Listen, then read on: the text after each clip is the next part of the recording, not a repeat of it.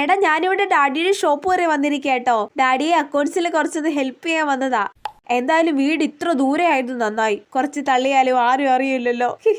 ഈ അപ്പന് വല്ല സ്വർണ്ണ കടയോ ബ്യൂട്ടി ഐറ്റംസ് വിൽക്കുന്ന ഷോപ്പോ വല്ലതും തുടങ്ങിയാ പോരായിരുന്നോ? ഇത് കുറെ അരിയും പച്ചക്കറിയും ഉണക്ക വെണ്ടക്കയൊക്കെ. ആന്റിയാ? ആന്റി നിന്റെ 1/2 കിലോ പഞ്ചസാര വേണം. ഓ പഞ്ചസാര എടുത്ത് കൊടുക്കലൊക്കെ മെനക്കേടാ. കവർ എടുക്കണം, അതിലോട്ട് പഞ്ചസാര ഇടണം, അളവ് നോക്കണം, പൊതിഞ്ഞു കൊടുക്കണം. അയ്യോ ഓർക്കാൻ തന്നെ വയ്യ. പഞ്ചസാര ഇല്ല കൊച്ചെ, തീർന്ന്. എന്നാ ക്രീം ബിക്കറ്റ് വേണം. അതും തീർന്ന്. എന്നെ ആന്റിന്ന് വിളിച്ചതല്ലേ, നിനക്ക് ഒരു കുന്തം ഇവിടുന്ന് തരത്തില്ല. അല്ല പിന്നെ ക്രീം ബിക്കറ്റ് അവിടെ ഇരിക്കുന്നുണ്ടല്ലോ. ആ അതെ, ഷോയ്ക്ക് വെച്ചേക്കുന്നതാ, തിന്നാൻ പറ്റത്തില്ല. പ്ലാസ്റ്റിക്. ഓ പോയോ? 20 വയസ്സ് മാത്രമുള്ള വാവയായ എന്നെ ആന്റിന്ന് പോലും. അഹങ്കാരി.